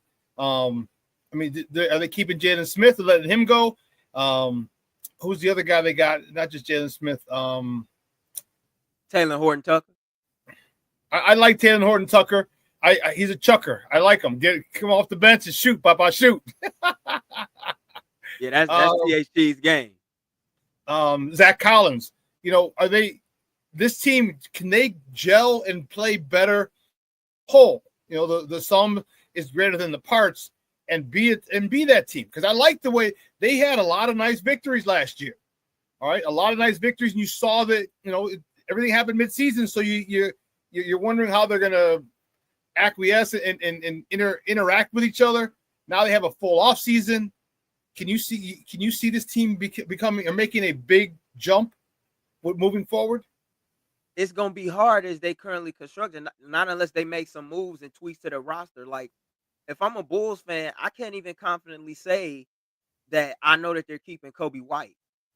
When you look at what Orlando got for Desmond Bane, right? They got 4 first round, or Memphis got for Desmond Bane, trade him to Orlando. They got 4 first rounders. You know what I'm saying? Like, you look at a team like the Dallas Mavericks right now, with Kyrie Irving out, they could use a guard. You mean to tell me if they wasn't willing to give you some future draft capital or whatever they have left over, you wouldn't consider it? Or if they was willing to throw in a big man, something that the Bulls desperately need, you wouldn't consider it? Like, I look at the Mavericks depth chart, right? They have Daniel Gafford and Derek Former Lively. Bull, who just got just got a big deal, a 4-year, $60 million deal. You got Gafford, you got Lively, and you got AD that can play the 5. You ain't got enough minutes to spread out for all three of those bigs. They have the best front court, I think, on paper in the league with Cooper Flag, AD at the 4, and Daniel Gafford at the 5. Like Gafford and Lively, like somebody got to be the odd man out. If you the Bulls, why not take a flyer and see, or just make a call, say, hey, y'all interested in trading away Derek Lively? I know y'all need guard depth. And then, like, people got to understand, too, the Bulls, while they did close the season exceptionally well, I'm just going to list off some of the opponents that they played. Sacramento, playing team. Lakers. They finished off the season pretty well. That was a big win. You beat Toronto, Portland. Those were teams that didn't make the playoffs. Charlotte didn't make the playoffs. Washington didn't make the playoffs. Philadelphia didn't make the playoffs. Utah didn't make the playoffs. Brooklyn. Like, they beat the teams that they were supposed to beat. So I couldn't really, even though it was phenomenal to see the emergence of Kobe White alongside of Josh Giddey, that was my whole thing. Like, then, like, well, what's the long-term view or outlook for this franchise they currently construct? And all I see is what I've seen the last 3 years. If you keep this roster together like it currently is on paper, it will be a playing team for the 4th year in a row. And I truly believe they will be on the outside looking in. So therefore, they can't afford to do that. They got to make some moves. And like one of your viewers said, still living in the Jordan Bulls era. And that's something that they continuously do time and time again. And that's why they're still number 1 in attendance and number 1 in overall merchandise sales, because when people go to Bulls game, as much as they want to see the team win, it's a quite few of them, a significant amount rather, that will go to these games so they can see them 6 banners atop of the United Center with the trophies in the main concourse. And it's become an experience. That's really what it is. It's an experience to relive old times. But what they have to understand is it's a generation of fans that don't know a damn thing about that. Yeah.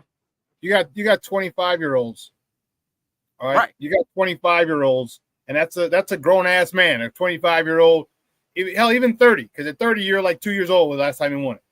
You got 30-year-olds who literally have never seen Michael Jordan play, and they're living off of that history and that legacy, and they're doing well by it, because you have a generation of 35 and older who do remember that era. And and then you see all the things, all the veterans now, everyone has a podcast to talk about, Shaq, the only person I ever feared was Michael Jordan, and you know what I mean? And then other podcasts, I ain't talking, don't talk shit to Black Jesus, because Reggie Miller talking about that, you know what I mean? So you hear all that all the time. It's frustrating. It's really, really frustrating. Billy Donovan, give me your thoughts on him. A lot of people don't like him. A lot of people he's a very polarizing figure, and I think he's a good coach. But give me your thoughts on Billy Donovan. Many people want him gone.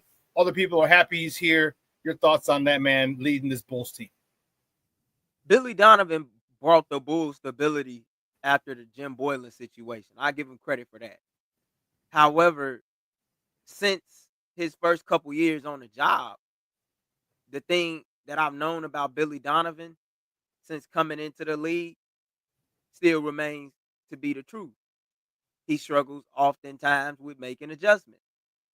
I think Billy Donovan is a good coach to have for young players, but I think whenever that time comes for the Bulls to really make that next step as a franchise, and I can't give anybody a promise on when and where that will be.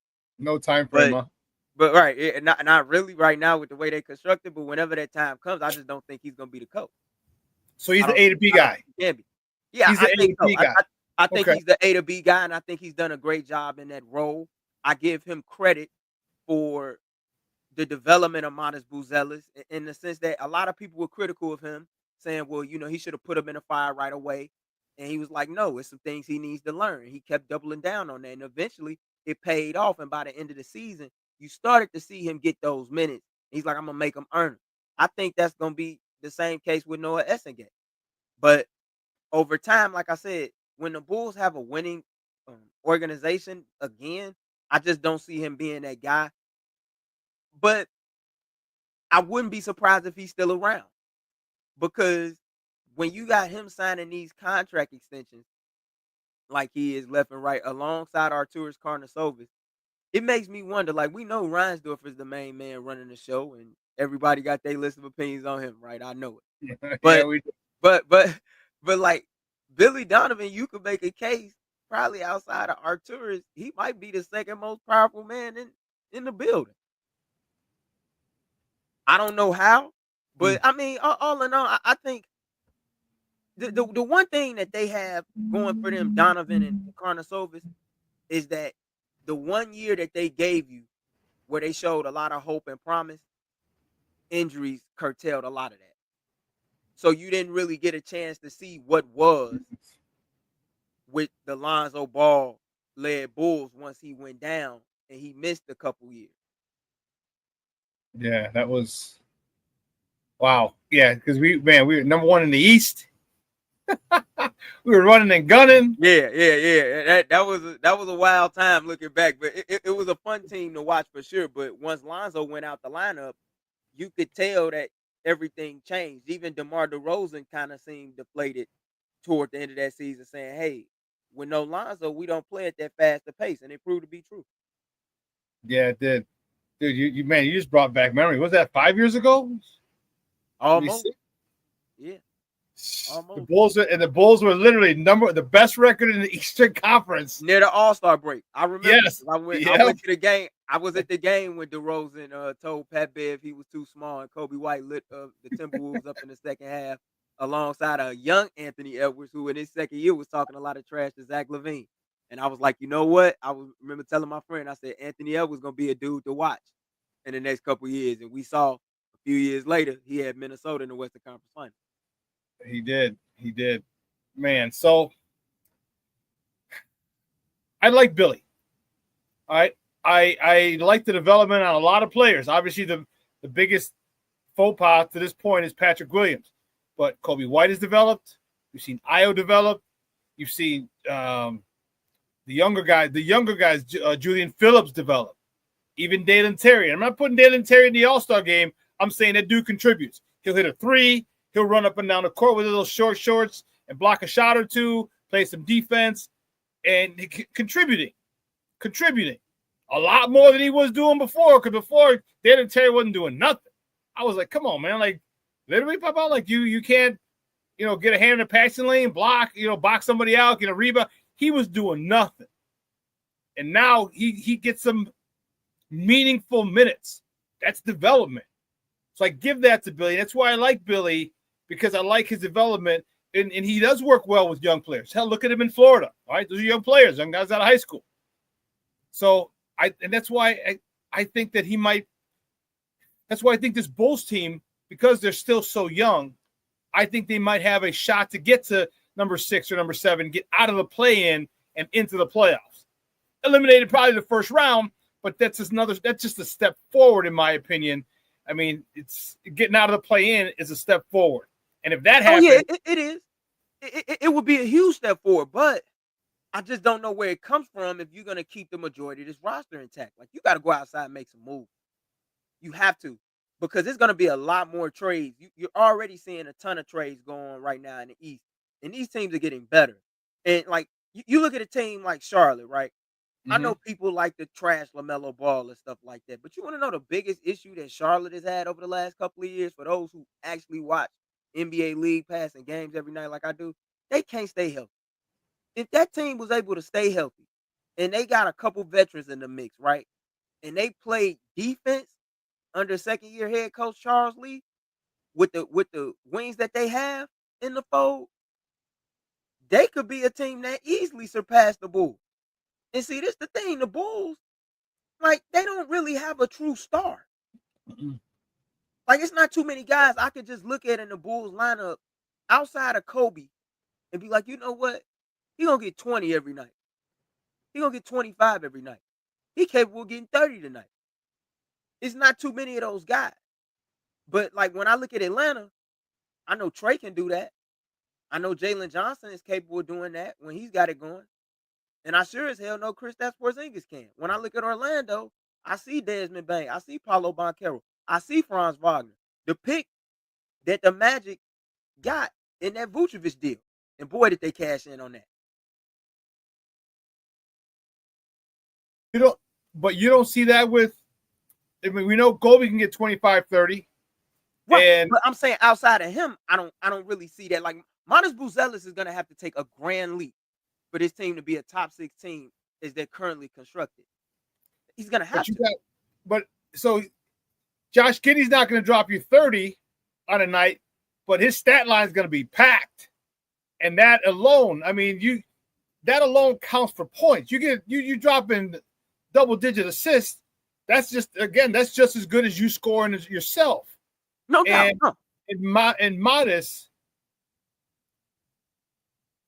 the mentality that he has makes it difficult for me to believe that he's not going to take a step forward. The mentality that he has, or the fact that he's from here, has been part of the struggle as a Bulls fan, seeing what it's about, and now has something to do with it. I mean, we just talked about it. He's been in the weight room. He knows he's skinny. He knows he's got to gain some weight. He knows, and he's there. He's there. He's yes, coach, no coach, yes, sir, no, sir, and doing what you want. And I think that so now you got, and he can drop. We saw him drop 30, and this was as a rookie. No doubt.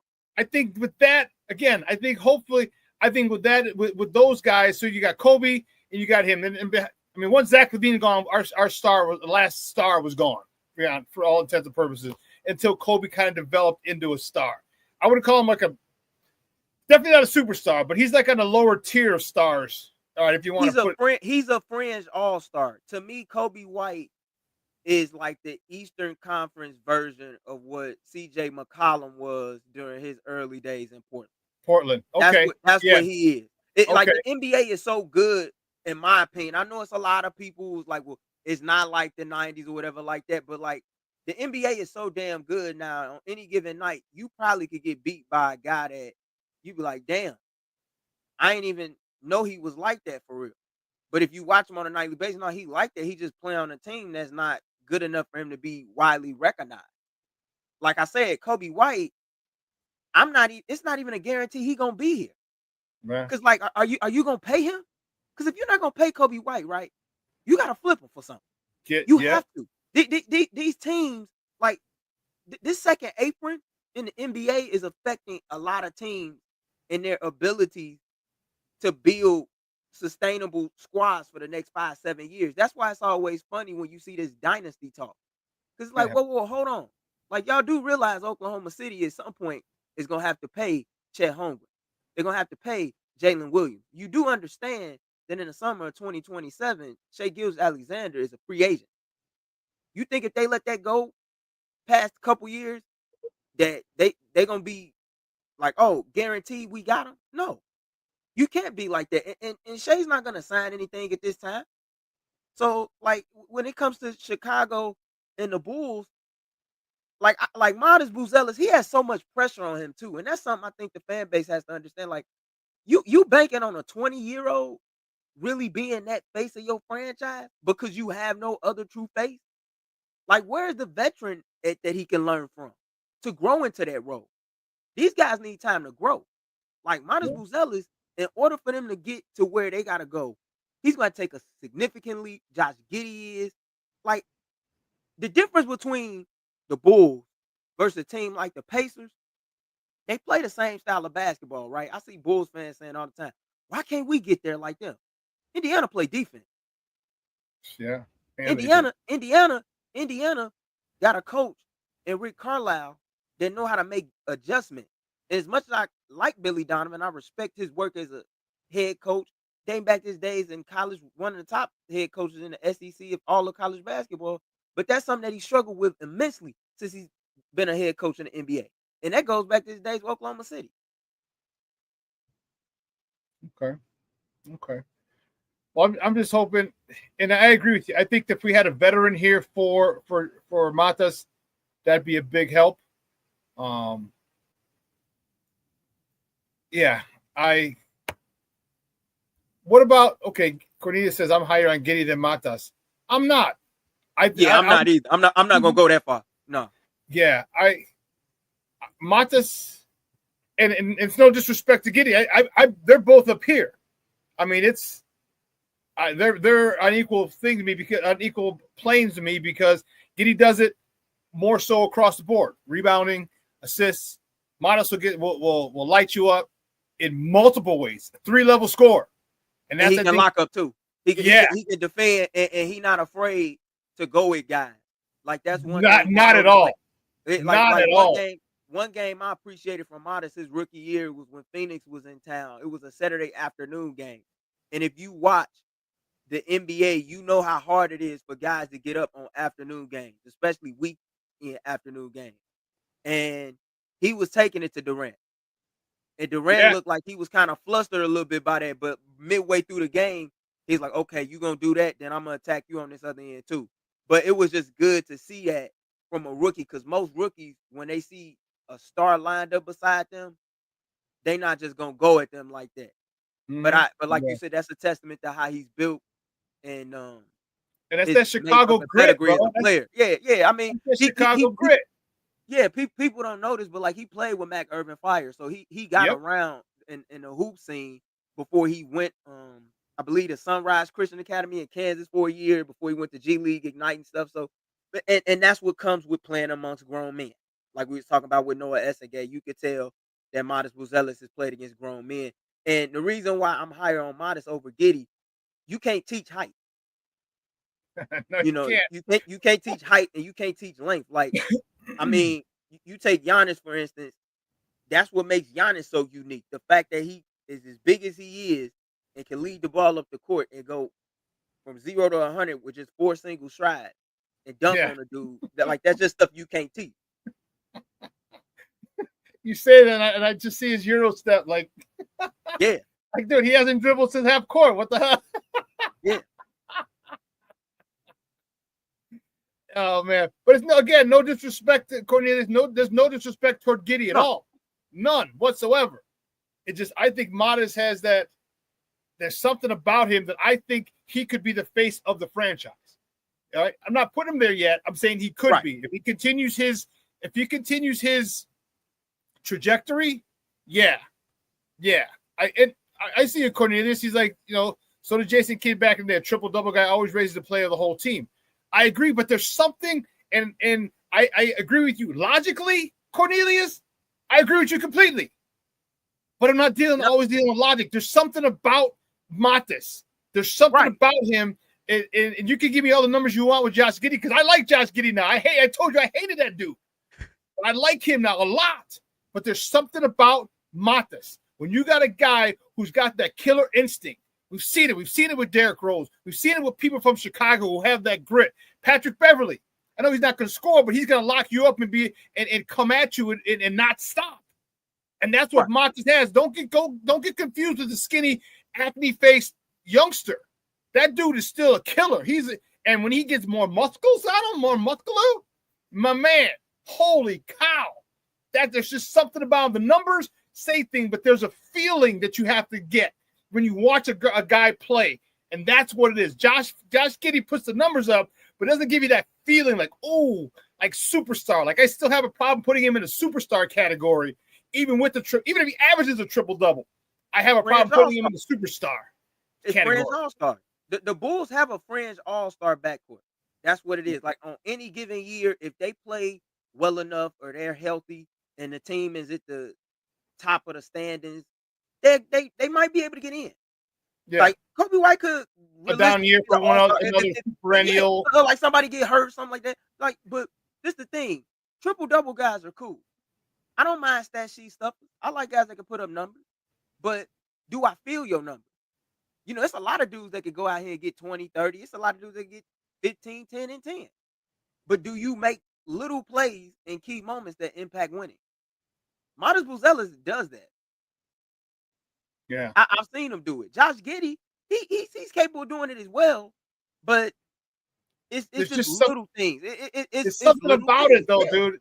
It is, again, no disrespect to Josh Giddey. No, it's just not at all. It's just that the feel when Matis does something has more gravitas than when Josh does it, and it doesn't mean his 2 points are more than his 2 points are more points than Josh. Matis's 2 points. No, still, but here's the one thing that and I'm going to take it back to baseball. Our old Uncle Hawk Harrelson used to say, "Don't tell me how many hit. Tell me when you hit them." You can hit 50 home runs, but if you're in the first inning or in the third inning when you're up 3 runs, how important are they? But if you're down 2 and there's 2 men on and you hit a homer, that's a lot more. That's a bigger home run. It still only counts as 1 home run, but the impact is different. Yeah, and I like think the situational hitting. Yeah. Yes, I think that with Matas gets the crowd into the game. I think he really ignites the crowd, and that to me means a lot because that brings up everybody else when the crowd gets back into it, because we know the Madhouse on Madison, how crazy that place gets. Oh yeah, no doubt about that. And like with Modest, right? I just read off some numbers. His last 10 games, he averaged 15, 6, and he shot 49% from 3-point land. 49 from 3? His last 10 games of the regular season. Yeah. And that's what I'm saying. Like, you saw the improvement enough in his rookie year to say, you know what? I can see him building off of this and turning the corner. So it's the upside intangibles that he has. And for him to be as young as he is, at 20 years old, soon to be 21 this upcoming October, that's what you have hope for. And that's the reasons why you say, well, yeah, I'm higher on him. Giddey, when you see a guy for so long, you kind of know. And yeah, I know it's a lot of people that say, well, like, it's empty calorie stats in the league. But everybody don't get that chance in a high leverage situation. Because, like, it's certain guys that I like that are in bad environments. But I truly believe if you put them in a competitive environment, you will see the best of them. If you put a veteran amidst them, you might see them turn a corner. Because for years, like, a lot of people used to talk about Devin Booker. Now look at Devin Booker. Like, Devin Booker played in the final. Devin Booker proved that he could sacrifice on a winning team, winning 2 gold medals on Team USA. It's just a matter of your fit and your situation. Gabe, great stuff today, my man. I appreciate it. Do me a favor, though, before you go. Let everybody know where they can find you and your work online. Absolutely. You can find me at What Gabe Said on Twitter, better known as X these days. You can also follow the new 24 on X as well as Instagram at TNTF_, hour-long podcast that I host with my co-host and my best friend, Torrin Stagger, talking about all things pertaining to the NBA. We just released episode 33 this past Wednesday, talking about Kevin Durant getting traded to Houston, joining Ime Udoka's bunch with the Rockets. We talked about top players you should have your eyes on in this year's draft class, not to mention the finals, the takeaways that we had from it, and where does the Indiana Pacers go from here after losing Tyrese Halliburton to an injury, tearing his Achilles in Game 7, and the offseason outlook for them. Man, great stuff, buddy. We'll be in touch soon, man. You have a good weekend, all right? You as well. You all enjoy yourself. Appreciate you. All right, bro. Guys, that's Gabe Wilkins. I'm the co-host of the new 24 podcast. Man, bullies. We're in it. And that's the thing, is we love basketball. We freaking love it. Like Chicagoans, like, that's why we still go to the United Center. All the bullshit that Reinsdorf has put the fan base through, we love Bulls basketball. We love it. All right? For a reason. It's a place to be seen. All right? It's because we've all played basketball. All right? Not everyone's played football, but we've all played basketball. You know, men and women. So, you know, women like to go there to be seen, but some women like to go there because they love the game. Some women go there because they love the game and they want to be seen. All right, guys, we want to go because we love basketball. We played it. How many parks have we been at? And we all got stories of our days at the park, inside the gym or outside on the outdoor courts.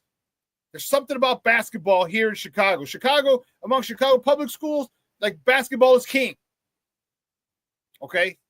Basketball is king throughout the Chicago Public League. Okay? So we all love it. We love it. And that's why we continue to fill up the United Center. You give us a little bit of hope, and we're there. Because we, look at all the people from Chicago we put into the league. There's so many people that we put into the league that some people don't even know about. Like, how many knew Taylor? Not everybody knew Taylor Horton Tucker was from Chicago. All right, there's a lot of other guys who were just role players, weren't big names, who are in the league. Chicago's, man. Shorty, hell yeah, I lived on the basketball court from 14 to 25. Man, I remember the nights at McKinley Park. Went on 39th and Western. Next to the pool. Man, there was one night I remember specifically. About 2:30 in the morning. The cops drove by every 20 minutes, half hour. Just drove by and make sure nothing was going on. All right, there was just, the whole court was packed with people. I got next. We got next. Who's next? We got next. We got next. We ran about, the team that I had, we ran about 6-7 games in a row. And teams were building other teams compared to, after we beat them, they're like forming all-star teams. After like the 6th or 7th game, we were just tired. And we got beat. We all got stories about that. And that's the thing, is we all played basketball. And to have them, we want a team that represents the grit, the blue-collar nature, the hard work, and the never give up attitude that we had. And we love our Bulls. We do. We just know that the owner doesn't love us back. That's for damn sure. Owner does not love us back. That's for damn sure. So, man, my Bullies, it's frustrating because I would love to see them get into the playoffs, bypass the play-in, and get in the first round. Even if you lose in the first round, maybe you get into the Eastern Conference semifinals. But, man, that's why me and Gabe were a little on opposite sides of the fence, because I think that's our ceiling, the Eastern Conference semis. That's our ceiling.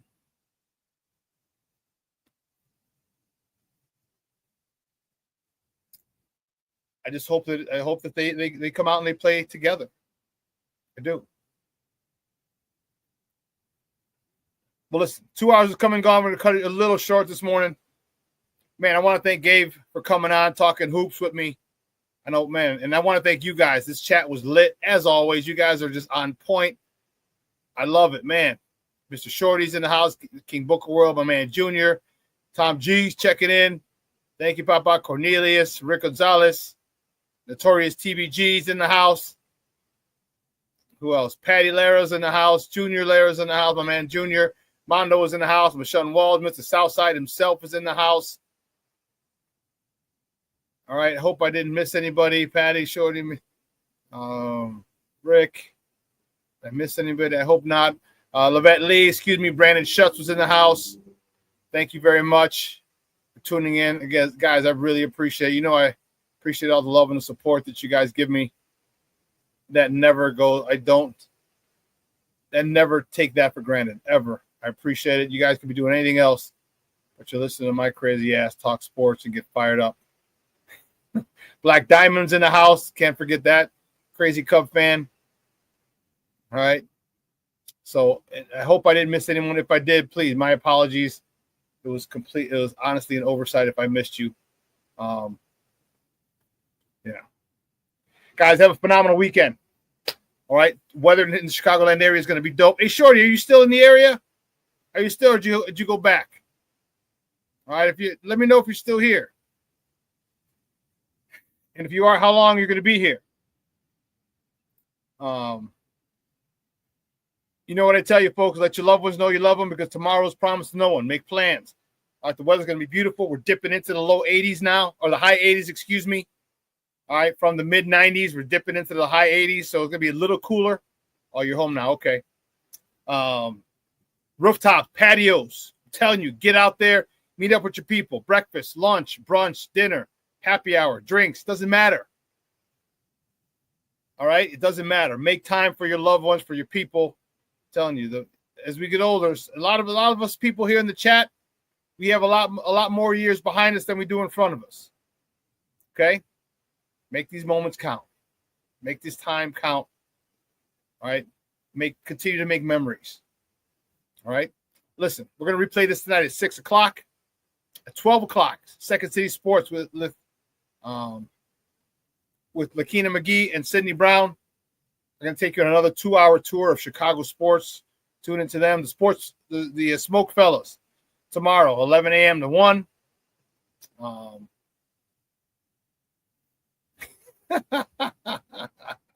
King Booker will say, I'm going to go open up a hydrant. Go open. You're going to go open up the pump. You got a key? You got a key? Or you just got a wrench? Oh, man. That's crazy. But anyway, folks, have a phenomenal time. I'm telling you, make some memories, man. Make some memories. Rick, you're damn right. FGB. FGB. Got to talk to my guy. I got a t-shirt. I got some swag coming out. Yes. King Booker World said, hey, I got a wrench and a 2x4. Okay. Mr. Shorty, FGB and FCM. That's Chicago Media for F Chicago Media, for those of you who are not sure what that means. So, guys, I will see you on Monday. All right, you have a phenomenal weekend. From everyone here at Sports Zone Chicago, I'm your boy, the Superback, Shawn Sierra. I am out.